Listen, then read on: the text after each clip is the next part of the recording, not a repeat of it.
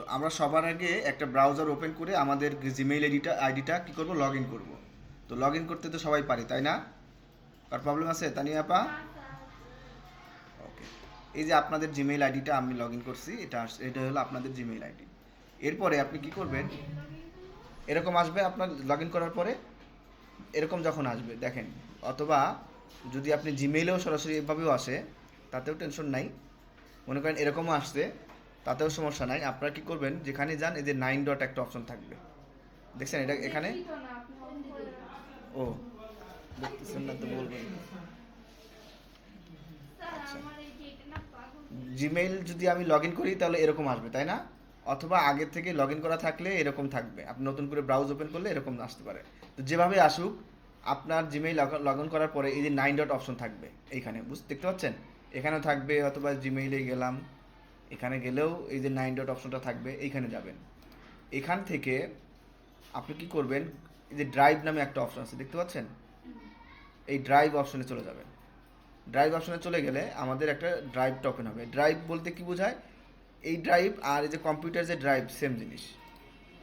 এই যে কম্পিউটারের যে এর কি ডি ড্রাইভ, সি ড্রাইভ, এই ড্রাইভগুলো না, ওটা সেম জিনিস। তাহলে এখানে আমি আমার গুরুত্বপূর্ণ জিনিস রাখি না, তার মানে তাহলে আমরা এখানেও রাখতে পারবো, ঠিক আছে? এই ড্রাইভেও আমরাই রাখতে পারবো। এখন কিভাবে রাখতে হয়, তো এটা রাখার জন্য আপনি কি করবেন, এই নিউ, এখানে নিউ আছে, সবাই দেখতেছেন? নিউ, নিউ আছে না? নিউয়ে ক্লিক করব। নিউয়ে ক্লিক করার পরে এখান থেকে অনেক অপশনই আছে, আপনি যাবেন কি file upload and folder upload, দেখতে পাচ্ছেন? তো ফোল্ডার তো আমরা চিনি, তাই না? ফাইলও তো চিনি, তাই না? তাহলে ফাইল হিসাবে আপনি আপলোড করতে পারেন, আবার ফোল্ডার হিসেবেও আপলোড করতে পারেন, যেটা যেভাবে মন চায়। তো আমি যদি ফাইল আপলোড করতে যাই, ফাইলে ক্লিক করব। ফাইলে ক্লিক করার পরে যে কোনো, মনে করেন এই ফাইলটা আমি কি করব, আপনার কম্পিউটার কোথায় ফাইল আছে সেই ফাইলগুলো এখান থেকে খুঁজে বের করবেন।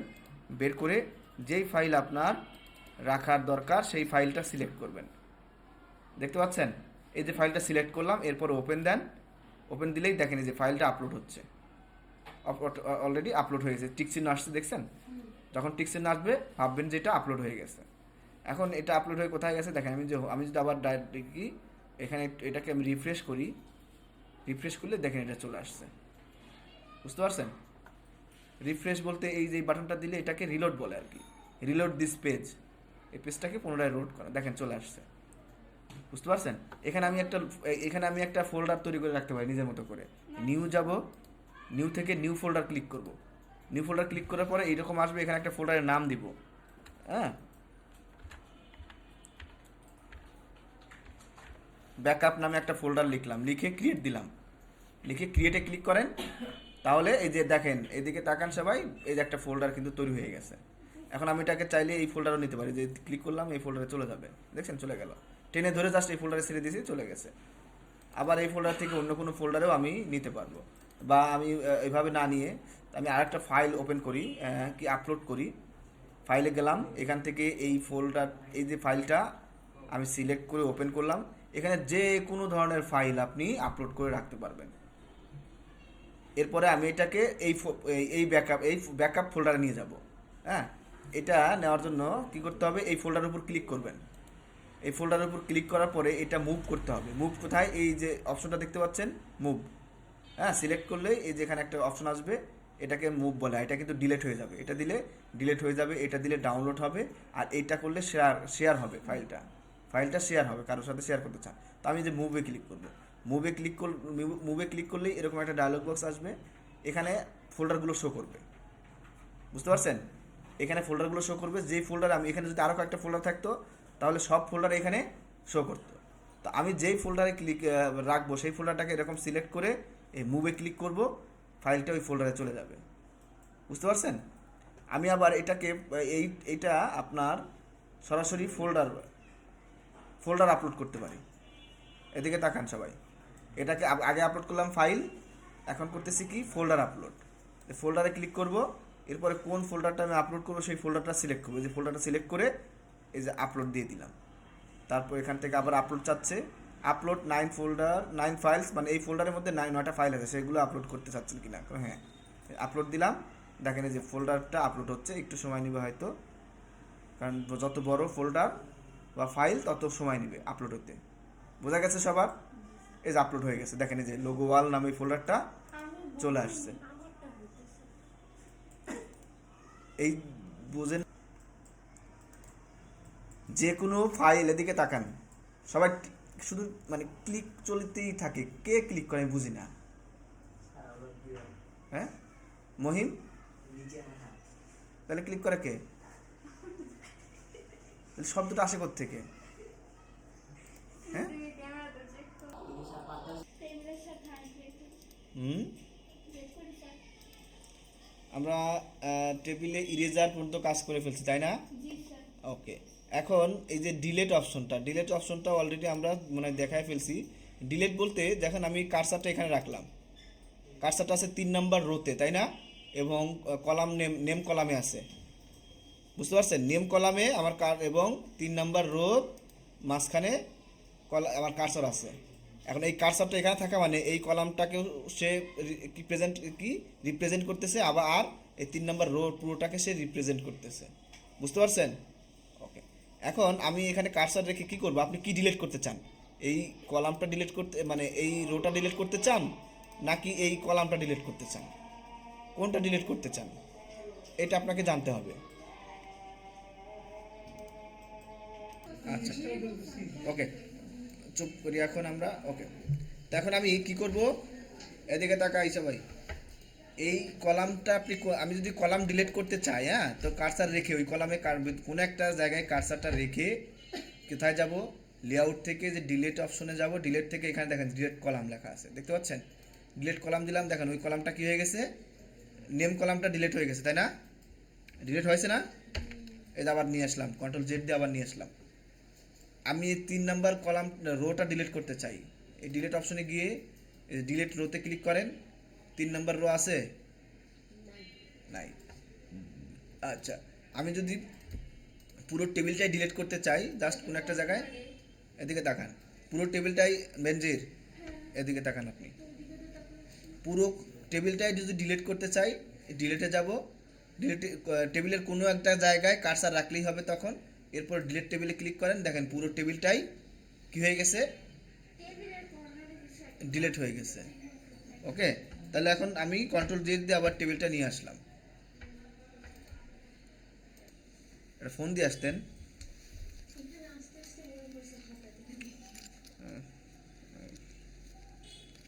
কিছুক্ষণ বসতে পারবেন? তাহলে একটু বসেন, আমি ওদের ক্লাসটা কতক্ষণ আছে একটু কিছুক্ষণ শেষ করি। আচ্ছা সরি স্যার, আপনার বিকাশ আছে না? বিকাশ নাম্বার দেন।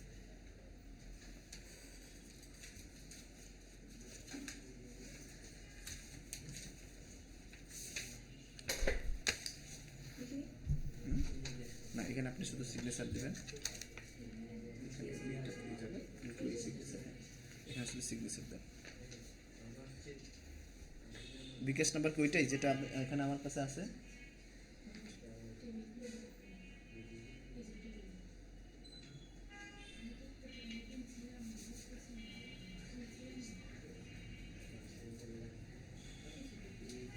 এটাই তো নাকি?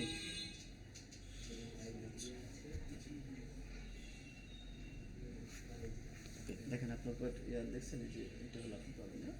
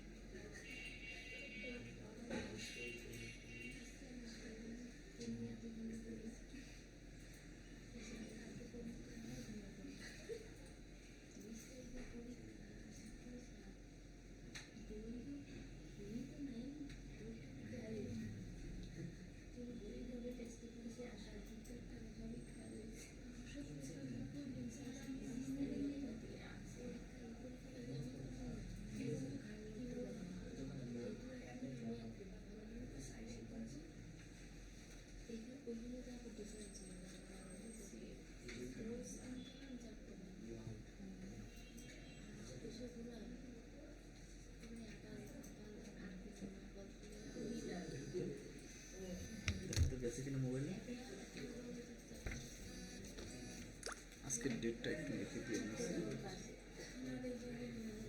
চেক করে দেখেন, চেক করে তারপর লিখে দেখেন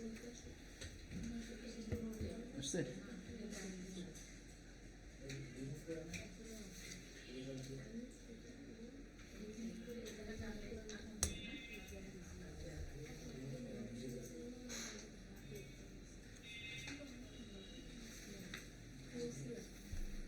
ঠিক আছে,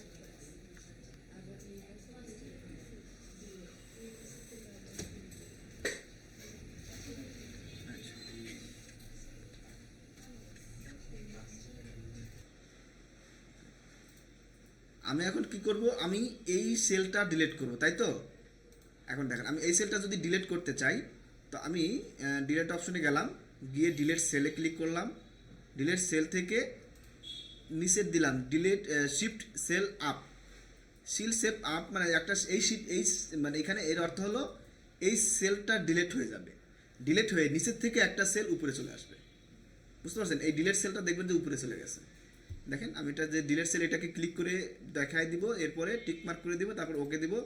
দেখেন 6 নম্বরের এই সেলটা, ওই সেলের মধ্যে তাহলে আসলে কি হয়, সেলের মধ্যে যে ডাটাগুলো থাকে সেই ডাটাগুলো আসলে ডিলিট হয়ে যায়। একটা সেল না, কিন্তু আরেকটা সেল কি করে, নিচের থেকে একটা সেল এসে ওই জায়গাটা পূরণ করে নেয়, কারণ এখানে সেল তো ডিলিট করে এখান থেকে বেরোতে পারবে না, তাই না? একটা কি পুরো কলাম ডিলিট করে আর ই করা যায়, টেবিল কমে কি টেবিলের কলামগুলো কমে যেতে পারে, কিন্তু সেল আপনি পুরোপুরি ডিলিট করতে পারবেন না। সেল ডিলিট করতে গেলে ওইখানে তার ফাঁকা রাখা যায় না, ওখানে কিছু না কিছু আপনাকে থাকতেই হবে। তো ওখান থেকে আসলে মূলত ওখানে যে কন্টেন্ট থাকে সেটা ডিলিট হয়ে যায়, আর নিচের থেকে যে কন্টেন্টগুলো থাকলে সেটা আবার উপরে উঠে আসে। তাহলে সেল ডিলিট এভাবে হয়।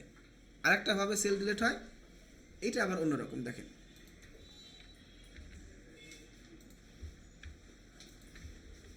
এদিকে তাকান, এই সেলের এই অংশটুকু তাকান, সবাই তাকান এদিকে। এদিকে কি হচ্ছে মহিম, কি আপনার ওখান থেকে এত শব্দ আসে কেন? এখন আমি ডিলিট যে এই সেলটা আমি ডিলিট করব, তাই তো? এখন আমি এখানে কার্সার রেখে ডিলিট অপশনে যাব, ডিলিট থেকে ডিলিট সেল ক্লিক করব। এরপরে এখানে বলতেছে শিফট সেল লেফট, এটাই হলে কি হবে, লেফট থেকে একটা সেল ডিলিট হয়ে যাবে। হ্যাঁ, কিন্তু লেফটে আবার দেখবেন একটা জায়গায় ফাঁকা হয়ে যাবে, ওইখানে আর কিছু আপনি লিখতে পারবেন না। তো আমি এটা দিয়ে ওকে দেই, ডিলিট দিলাম, এদিকে তাকান, ডিলিট দিলাম, দেখেন এই সেলটা ডিলিট হয়ে গেছে, আর এইখানে দেখেন ফাঁকা হয়ে গেছে, দেখছেন? এখানে কিছু লেখা যায়, দেখেন এখানে কিছু লেখা যায়, যাই লিখবেন পরের সেলে চলে যাবে। আমি কিন্তু কার্সার কিন্তু এখানে দেখা যাচ্ছে, যাই লিখতেছি সেটা পরের সেলের মধ্যে ঢুকে যাচ্ছে। বুঝতে পারছেন? অর্থাৎ এখানে লেখাটা এই পরের সেলে চলে যাবে। তো এইভাবে সেল ডিলিট হয়। তো সেল ডিলিটটা একটু ভিন্ন রকম, বাকি সব কিছু সেম। বুঝতে পারছেন সেল ডিলিট করা অপশন? ওকে। এরপরে আমরা ইনসার্ট রো, এখানে বলছে ইনসার্ট রো অ্যাবভ। অ্যাবভ মানে কি? উপরে। অর্থাৎ আমি চাই কি 5 এবং 4-এর মাঝখানে একটা রো চাই, যেটা আমরা গত ক্লাস অলরেডি নিছি, কিন্তু আমার কার্সর পাশে আছে। আমি রো চাই আসলে কি উপরেরটা। উপরে রো চাইলে আমরা যদিও এখানে ক্লিক করলে রো আসবে, আবার আপনি এখানে ক্লিক করলেও উপরে একটা রো চলে আসবে। বুঝতে পারছেন? এরকম উপরে দেখেন রো চলে আসতেছে। আবার নিচে দিলে কার্সর যেখানে আছে তার নিচে বিলো, এই যে কার্সার তো এখানে আছে, মানে এইটাতে সিলেক্ট করা, তাই তো আমি যদি 5 নম্বরের কার্সার রেখে বিলো দেই, তাহলে দেখেন নিচের দিকে আমার রো কি আসতেছে, মানে রো ইনসার্ট হচ্ছে। ঠিক ইনসার্ট রো এবং ইনসার্ট কলাম এবং insert column right, insert column left, এটাও সেম জিনিস। আমার এখানে কার্সর আছে, আমার লেফটে দরকার হলে আমি ইনসার্ট কলাম লেফটে ক্লিক করব, লেফটে একটা কলাম আসবে। আমার যদি কি ডান সাইডে দরকার হয়, ইনসার্ট কলাম রাইটে ক্লিক করব, রাইটে একটা কলাম চলে আসবে। এভাবে যতবার ক্লিক করবে ততবার কলাম আসতেই থাকবে। বোঝা গেছে বিষয়টা? কি বুঝতে পারছেন মহিম এবং ইয়া? বুঝতে পারছেন? শিওর? আচ্ছা, ওকে। এখন দেখেন এখানে মার্জ সেল নামে একটা অপশন আছে। এই অপশনটা আর এই অপশনগুলোর মধ্যে একটু পার্থক্য দেখতে পাচ্ছেন? হ্যাঁ, এই অপশনগুলো আর এই অপশনটা এগুলোতে কাজ করতে পারতেছি, বাট এটাতে কিন্তু কাজ করতে পারতেছি না। মার্জ করা বলতে কি বোঝেন বলেন তো? শব্দটার অর্থ আগে বোঝেন, তাহলে পুরো কাজটা ভালো বুঝবেন। মার্জ মার্জ মার্জ শব্দ কি শোনেন নাই জীবনে কখনো? শিওর? আমি বললাম যে ইশিকা এবং বেনজির আপনারা দুজন মার্জ করে এই কাজটা করেন, মার্জ করে এই কাজটা করেন, তাই না? মার্জ মানে এখানে বলতেছে দুজন একসাথে হয়ে কাজ করা, মিলে ঝিলে করা, এরকম কিছু মানে সবাই একসাথে হয়ে কাজ করা। এখন এইখানে একসাথে বলতে বোঝাচ্ছে, দেখেন গত ক্লাসে যেহেতু আমরা যেটা ইরেজার দিয়ে কাজ করছি, কি করছি, এটা কেটে কেটে একটা সেল বা একটা ইয়া করছি না। এখন আমি চাচ্ছি এই যে কয়েকটা সেল একসাথে 1 2 3 4 এই 4টা সেলকে একটা সেলে পরিণত করব, মার্জ করে দেব, বলে তোরা এক গ্রুপে থাক। তো এটাকে সিলেক্ট করে দেখেন, যখন আমি জাস্ট নর্মাল কার্সার একটা রাখছিলাম তখন দেখেন মার্জ সেলটা একদম ডিঅ্যাক্টিভ হয়ে আছে, ঠিক আছে? যখন আমি কয়েকটা সেলকে একসাথে সিলেক্ট করব তখন দেখেন মার্জ সেলটা কি হয়ে গেছে, অ্যাক্টিভ হয়ে গেছে, ঠিক আছে?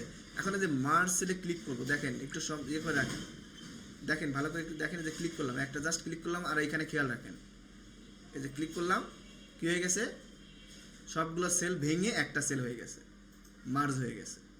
এটাকেই বলে মার্জ সেল, মার্জ হয়ে যাওয়া। বুঝতে পারছেন? বোঝা গেছে? পারবেন এটা? আপনি যতগুলো সেল মার্জ করতে চান ততগুলো যেভাবে সিলেক্ট করুন, জাস্ট সিলেক্ট করে এই মার্জ সেলে ক্লিক করলাম, দেখেন সবগুলো মার্জ হয়ে একটা সেলের মধ্যে চলে আসছে। 6:30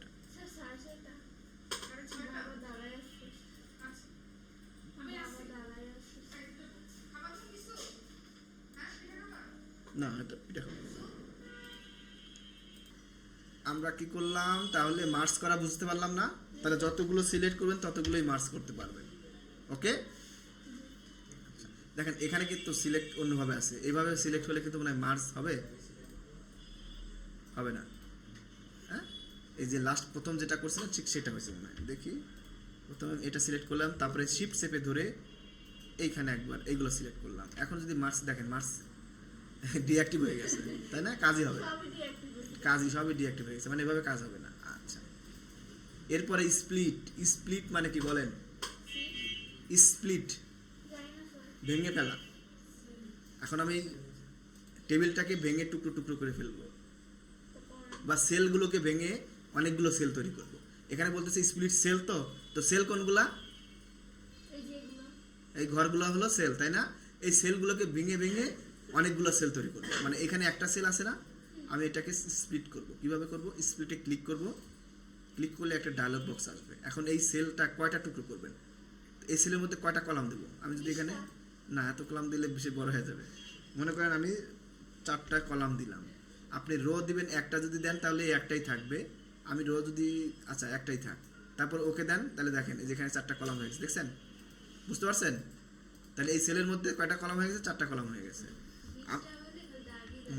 দাগ আসতো, কিন্তু এটা বড় হয়ে যেত, তখন হয়তো 20টা দিলে হবে, সবই হবে, কিন্তু বড় হয়ে যাবে। যেমন এখানে 20 দিবেন, তো দিলাম, হবে মনে হয়। এই যে 20টা দিলে এরকম হয়ে গেছে, দেখছেন কিরকম হয়ে গেছে? জায়গা তো লাগবে, একটা জায়গা তো লাগবে, সেই জায়গা অনুযায়ী যত দূর যায় তত দূর সে চলে যাবে।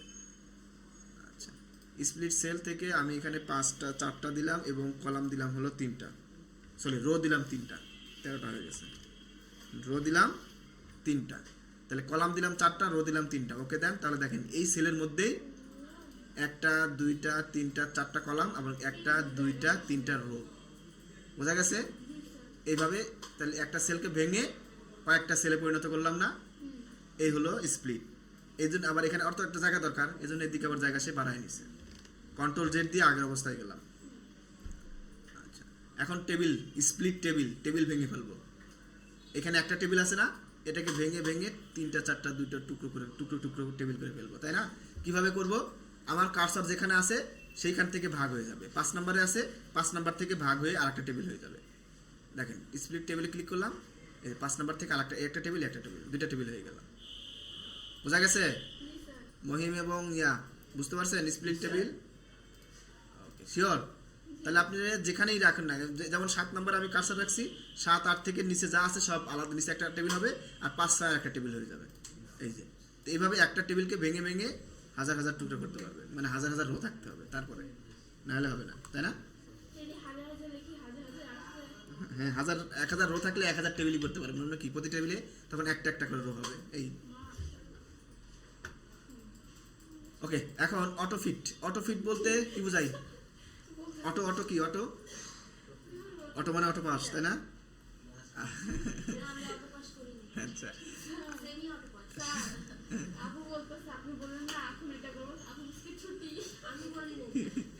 ওকে, অটো ফিট। ফিট মানে কি? FIT fit. ফিট মানে সেট হয়ে যাবে, বডি ফিট, আমরা জামা কাপড় ফিট করি না, ওই ফিটই আর কি এটা। তো এইখানে ফিট হবে কিসের অনুযায়ী? ফিট হবে, এখানে ফিটে ক্লিক করলাম, এই যে ক্লিক করলে কয়েকটা অপশন বের হবে, দেখেন অটো ফিট কন্টেন্টস। কন্টেন্টস কোনগুলা? কন্টেন্ট, কন্টেন্ট হলো এখানে যে ভিতরে যে লেখাগুলো আছে এগুলোই তার হলো কন্টেন্ট। এই টেবিলের কন্টেন্ট হলো এই লেখাগুলো। এই কন্টেন্ট দেখেন, প্রেজেন্ট নেম, নেমের পরে অনেক জায়গা ফাঁকা আছে না? সরি, প্যারেন্টস নেম, এরপর অনেক জায়গা ফাঁকা আছে না? বা ফোন, ফোনের পরে এখানে অনেক জায়গা ফাঁকা আছে। ফোন নাম্বার, এই নাম্বারের এখানে অনেক জায়গা ফাঁকা আছে না? ও কি করবে, এই কন্টেন্ট যত সর্বোচ্চ যত বড় শুধু ওইটার সমান সমান, এখানে এই কলামের মধ্যে এই কন্টেন্টটাই সবার বড়, তাই না? তাহলে এই কন্টেন্ট অনুযায়ী টেবিলটাকে সে নিজের মতো মানে এখান থেকে চাপায় নিবে।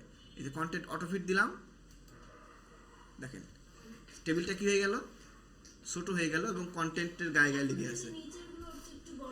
বড় হয় তাহলে কন্টেন্ট বড় হয়ে যাবে, এই যে দেখছেন বড় হয়ে গেল। ওকে,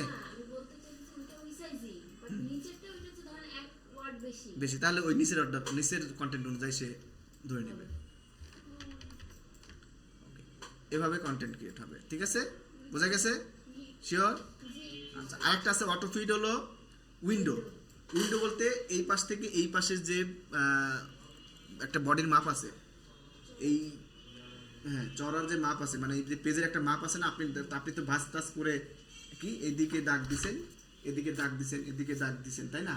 মাঝখানে যে জায়গাটা এইটাই হলো তার বডি, উইন্ডো, ঠিক আছে? এই উইন্ডো অনুযায়ী সে ফিট হয়ে যাবে। যেমন দেখেন আমার কি টেবিলটা আছে হলো এইভাবে, এটা কিন্তু টেবিলটা কিন্তু ওভারল্যাপ হয়ে আরেকদিকে মানে বডি থেকে বের হয়ে মানে মূল জায়গা থেকে বের হয়ে গেছে। এখন আমি যদি এটাকে কি করি, কার্সার রেখে অটো ফিট উইন্ডো দেই, তাহলে দেখেন যে একটু কমে উইন্ডো অনুযায়ী মানে এই পাশে যে মার্জিনের জায়গা আছে সেটা বাদে ভিতরে ঢুকে গেল, মানে সঠিক জায়গায় সে বসে যাবে। বুঝতে পারছেন? শিওর? তানিয়াপা কথা বলেন না তো।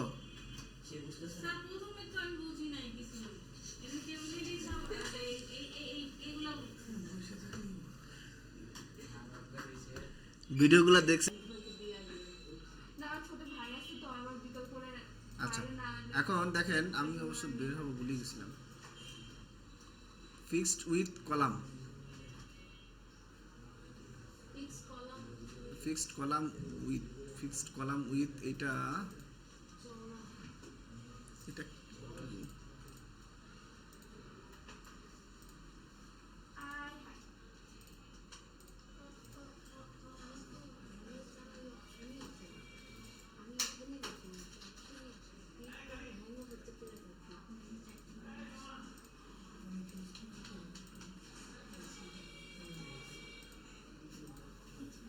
আচ্ছা, এরপরে যাই, তাহলে এটা থাক, এটা আসলে এখানে কোনো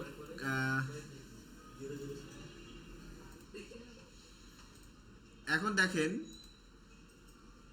এই যে এখানে হাইট এবং ওয়াইট, হাইট বলতে রোর হাইট বাড়াবো কিভাবে, এই যে ক্লিক করলাম যে রোর হাইট দেখেন বাড়তেছে, দেখছেন? আর ওয়াইট বলতে কলামের ওয়াইট বাড়বে।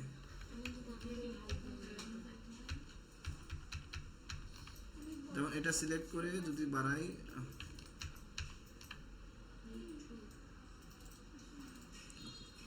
এখন দেখেন এটা একদম এখানে উইন্ডো অটো ফিট ছিল তো এই জন্য এটা হয় না তখন। এখন আমি যে কার্সার রাখলাম, এই যে হাইট বাড়ালে হাইট বাড়বে আর হোয়াইট বাড়ালে এই যে হোয়াইট বাড়তেছে, দেখছেন?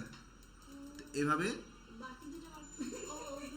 ওগুলো যে এখানে কোনো একটা ঝামেলা আছে, টেবিলটা ঠিক নেই, টেবিলটা আনফিটের কোনো একটা কারণের জন্য এটা হচ্ছে। তো এটা যদি আমি ডিলিট করে নতুন একটা নেই তখন এটা হবে না। বা ভিতরে একটা যদি নেই, এটা নিলাম, দেখি, দেখেন, হ্যাঁ ঠিক আছে, কারণ একটা বাড়লে বাকিগুলোও বাড়বে, এটাই স্বাভাবিক। হ্যাঁ, বাকিগুলোর সাথেও সে বাড়বে। তো এভাবে হাইট ওয়েট বাড়ানোর জন্য। আচ্ছা, এখন দেখেন এই টেবিল, এই কলামটার ওয়াইট কম, তাই না? এখান থেকে এই পর্যন্ত। আবার এই কলামটার ওয়াইটটা বড়, তাই না? আবার এই কলামের ওয়াইট কম, এই কলামের ওয়াইট বড়, এই কলামের ওয়াইট কম, এই কলামের ওয়াইট বড়, তাই না? এখন আমি চাচ্ছি সবগুলো কলাম একই ওয়াইট থাকবে, বা সবগুলো রোর একই ওয়াইট থাকবে, কম বেশি থাকবে না। হ্যাঁ, যেমন আমি এটার ওয়াইটগুলো একটু বড় করে দিলাম। আচ্ছা, এখন এই ওয়াইড আর এইটার ওয়াইড সমান হবে, আবার এই কলামের এই রোর হাইট এবং এই রোর হাইট সমান হবে, একদম সমান সমান হবে, যেমন এই যেগুলো সমান, তাই না? এই কয়টা সমান, আবার এই কয়টা বেশি, তাহলে সমান সমান হবে। তখন কিভাবে কি হবে দেখি, কার্সার রেখে এটা ডিস্ট্রিবিউট রো, ডিস্ট্রিবিউট মানে কি, বিলিয়ে দেওয়া, রো অর্থাৎ এইটার যে হাইটটা যতটুকু বেশি, হ্যাঁ, ততটুকু বাকি রোর সাথে সে ডিস্ট্রিবিউট করবে, করে সবগুলো রোর হাইট এক করে নেবে। বুঝতে পারছেন? কিছুটা ডিস্ট্রিবিউট করে এক করে নেবে। আচ্ছা, মনে করেন আপনার কাছে আছে 10টা আম, তার কাছে আছে 5টা আম, তাহলে আপনি কয়টা আম তাকে দিলে সমান হবে দুজনের? হ্যাঁ, না, আপনার 5টা বা 11টা আম আছে, তখন হয়তো আপনার 2টা আম দিলে কয়টা হলো? 7টা, আর আপনার থাকলে 8টা, তাই না? তারপরে আবার একটা আছে, এটা অর্ধেক ভাগ করে অর্ধেক অর্ধেক দিলেন 10। হ্যাঁ, আদা খাবেন না? আমের আমের আটি কি বাসায় নিয়ে গিয়ে কি ইয়া দিয়ে ডিস্ট্রিবিউট করি, ঠিক আছে? আম পেঁয়াজ ডিস্ট্রিবিউট করি। কিভাবে করব? ডিস্ট্রিবিউট রোটা ছোট বড় ছিল, এই কথা না বলি, ডিস্ট্রিবিউটে ক্লিক করলাম, দেখেন সবগুলো রো সমান হয়ে গেছে, সমান হয়ে গেছে। আবার কলামগুলো যদি ডিস্ট্রিবিউট কলাম দিলাম, সবগুলো কলাম দেখেন সমান হয়ে গেছে। এই কলামটা উল্টাপাল্টা হওয়ার কারণ ওই যে ওখানে সেল ডিলিট করছিলাম, উল্টাপাল্টা হয়ে গেছিল, অথবা এই যে এইখানে এই করছিলাম, তাই এরকম হয়েছে, এই জন্য উল্টাপাল্টা হয়ে গেছে। ওকে, আমি যদি ভালো একটা ইয়া নেই তাহলে ঠিক হবে। আমরা এটাকে ধরে ঠিক করে দিতে পারি, যেখানে ক্লিক করে ধরে টানে টেনে টেনে এটার সাথে লাগাই দিলাম, এই যে সমান হয়ে গেছে, দেখছেন?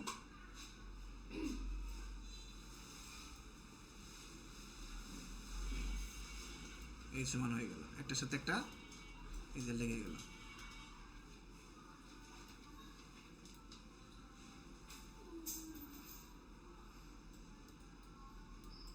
এই যে ঠিকঠাক হয়ে গেছে, দেখছেন? খালি এই যে এইখানে মাঝখানে এটা যে নাই, এগুলো তো আমরা কি করছিলাম, কেটে দিছি না, এই জন্য ওরকম উল্টাপাল্টা হচ্ছিল। এখানে মাঝখান থেকে দিতে চাইলে যে ড্র করে দিয়ে দিবেন, এই যে হয়ে গেল,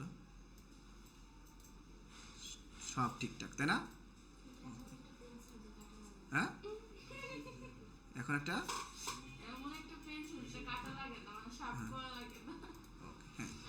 এই হলো ইয়া। তো আমরা এইভাবে আমাদের টেবিলগুলোকে ঠিকঠাক করে নিতে পারবো। তাহলে বুঝতে পারছি তো, তাই তো? দেখেন এই রোটা আবার এই রোটা বড়, ডিস্ট্রিবিউট করার পর এই রোটা বড় আর এটা ছোট হলো কেন বলেন তো? নামটা বড় এবং সে নিচে তার জায়গা লাগবে, নিচে চলে গেছে, আর নিচের জায়গাটা সে বাড়ায় নিছে। ওকে, আচ্ছা,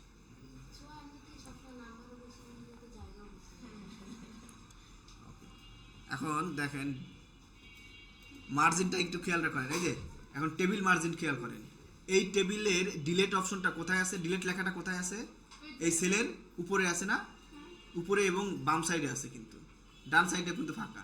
আমি এটাকে ডান সাইডে এবং উপরে রাখতে চাই। এই যে ডান সাইডে যেটা ক্লিক করেন, এই যে অ্যালাইনমেন্ট আমরা হোমে কাজ করছিলাম, মনে আছে? আচ্ছা, এখানকার অ্যালাইনমেন্ট হলো এইগুলো। এখানে এটা দিলে এটা দিলে দেখেন মাঝখানে, দুইটার মাঝখানে চলে আসলো। আর নিচেরটা ক্লিক করলাম, একদম নিচে চলে আসলো। এটা হলো, এখানে নাম আছে প্রত্যেকটা অ্যালাইনমেন্ট। এটা হলো কি? Align top left, align top centre, align top right, align centre left. Centre দিলাম মাঝখানে এবং বাম পাশে থাকবে। এটা হলো অ্যালাইনমেন্ট সেন্টার, একদম সেন্টার, সবার সেন্টারে থাকবে, উপর থেকে ডানে থেকে বাম থেকে সবার সেন্টারে থাকবে। তো এইভাবে দিয়ে আমরা এই লেখাগুলোকে কি করতে পারি? পজিশন চেঞ্জ করতে পারি। বুঝতে পারছেন? আচ্ছা, ওকে।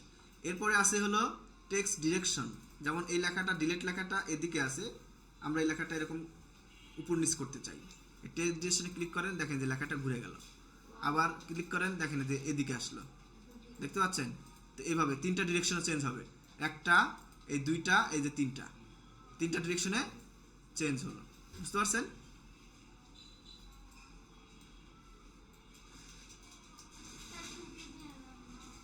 আপনার বাবা না চলে গেছে, ছুটি দিলে তো আপনি ওকে।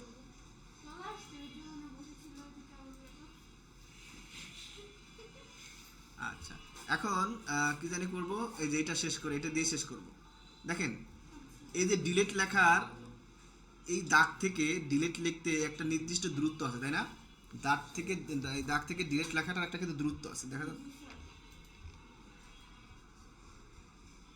এখান থেকে এই পর্যন্ত দূরত্ব একটা ফাঁকা আছে, এই দূরত্বটাকে বলতেছে মার্জিন। এটা বলতেছে সেলের মার্জিন। সেলের মার্জিন আমরা চাইলে যেখানে ক্লিক করব, ক্লিক করে এই সেল মার্জিন টপ 0 আছে, আমরা যদি এখানে বাড়ায় দিই, বাড়ায় দিয়ে 0.505 দিলাম, দেখেন এই যে একটু বেড়ে গেছে, মার্জিনটা কিন্তু একটু বেড়ে গেছে। তো এখান থেকে টপ বাড়াতে পারেন, বটম মানে নিচে, ডিলেটের নিচের অপশন, এইটা হলো বটম, এটা হলো রাইট, এটা হলো লেফট। এভাবে দিয়ে আমরা এগুলো দিয়ে আমরা বাড়াতে পারি, বাড়াই দিয়ে ওকে দেন। তাহলে দেখেন যে প্রতিটা সেলেরই হাইট ওয়েট কিন্তু বেড়ে গেছে। এখন আপনার লেখা যেই লেখেন না কেন, একটু লেখা একটু আরেকটু দাগ থেকে দূরত্ব থাকবে। তো নর্মালি এগুলো লাগে না, তবে আপনাদের যখন কাজের প্রয়োজন অনেক সময় লাগবে, তখন আমরা এগুলো করে নেব। ঠিক আছে, আজকের ক্লাস শেষ, টেবিল কিন্তু শেষ। দাঁড়ান।